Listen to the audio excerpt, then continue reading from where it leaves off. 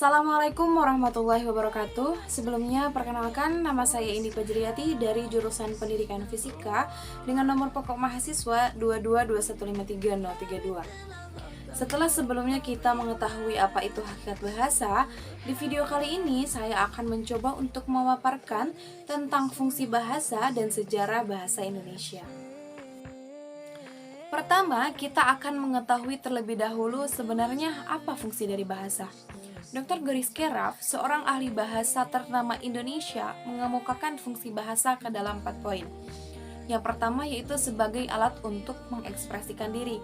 Misalnya saja, seorang anak menggunakan bahasa untuk mengekspresikan kehendaknya. Kemudian ada seorang penulis yang mengekspresikan diri melalui tulisannya. Sebagai alat untuk menyatakan ekspresi diri, bahasa menyatakan secara terbuka segala sesuatu yang tersirat di dalam hati dan pikiran kita, sekurang-kurangnya untuk memaklumkan keberadaan kita. Fungsi yang kedua yaitu sebagai alat komunikasi. Komunikasi adalah akibat yang lebih jauh dari adanya ekspresi diri. Sebagai alat komunikasi, bahasa merupakan saluran perumusan maksud kita, melahirkan perasaan kita dan memungkinkan kita kerjasama dengan sesama warga. Nah, dua fungsi ini, fungsi bahasa sebagai alat ekspresi diri dan sebagai alat komunikasi, sekaligus pula dapat menjadi alat untuk menunjukkan identitas diri. Melalui bahasa, kita dapat menunjukkan sudut pandang kita, pemahaman kita atas suatu hal, sehingga bahasa dapat menjadi cerminan diri kita. Oke, fungsi yang ketiga yaitu sebagai alat integrasi dan adaptasi sosial. Bahasa sebagai alat komunikasi yang tadi fungsi kedua lebih jauhnya memungkinkan tiap orang untuk merasa dirinya terkait dengan kelompok sosial yang dimasukinya. Ia memungkinkan adanya integrasi atau pembauran yang sempurna bagi tiap individu dengan masyarakatnya. Pada saat kita beradaptasi dengan lingkungan sosial tertentu, kita akan berusaha untuk memilih bahasa yang akan kita gunakan bergantung pada situasi dan kondisi yang kita hadapi. Fungsi yang keempat yaitu bahasa sebagai alat kontrol sosial.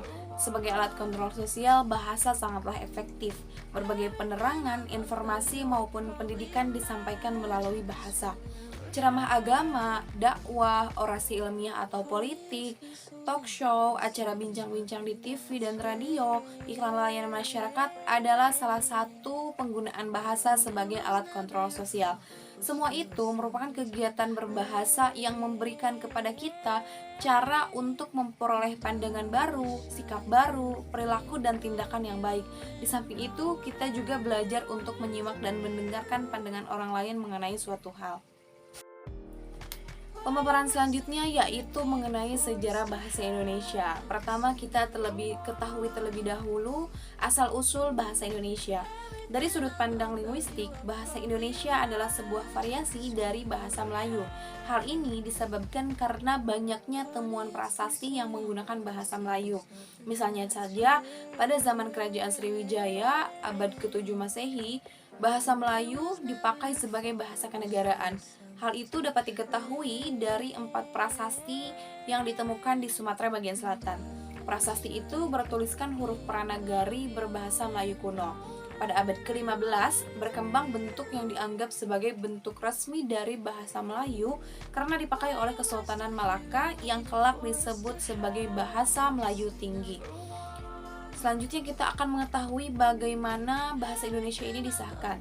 Pada zaman penjajahan Belanda di awal abad 20, pemerintah kolonial Belanda ingin menggunakan bahasa Melayu untuk mempermudah komunikasi dengan berpatokan pada bahasa Melayu tinggi yang sudah mempunyai kitab-kitab rujukan. Selanjutnya, pada 16 Juni 1927, dalam sidang rapat Dewan Rakyat atau sidang Volksraad, Jahja Datuk Kadjo pertama kalinya menggunakan bahasa Indonesia di dalam pidato. Disinilah bahasa Indonesia mulai berkembang. Bahasa Indonesia secara resmi diakui sebagai bahasa persatuan bangsa, yaitu pada saat Sumpah Pemuda. Pada 28 Oktober 1928, Muhammad Yamin mengusulkan bahasa Melayu sebagai bahasa nasional dalam pidatonya pada Kongres Nasional Kedua. Bahasa Indonesia secara resmi diakui sebagai bahasa persatuan bangsa. Pada saat Sumpah Pemuda, Muhammad Yamin berkata, Jika mengacu pada masa depan, bahasa-bahasa yang ada di Indonesia dan kesusastraannya, hanya ada dua bahasa yang bisa diharapkan menjadi bahasa persatuan, yaitu bahasa Jawa dan Melayu. Namun, dari dua bahasa itu, bahasa Melayulah yang lambat laun akan menjadi bahasa pergaulan atau bahasa persatuan.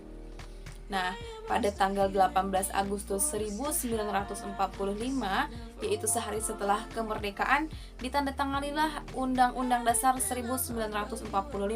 Pada bab 15 pasal 36 ditetapkan secara sah bahwa bahasa Indonesia ialah bahasa negara.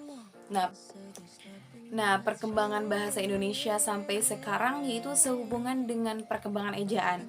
Setelah bahasa Melayu ditetapkan menjadi bahasa Indonesia, muncul ejaan Republik atau dikenal ejaan Suwandi, kemudian ada ejaan pembaharuan, ejaan Melindo, ejaan LBK, ejaan yang disempurnakan atau EYD, dan EBI.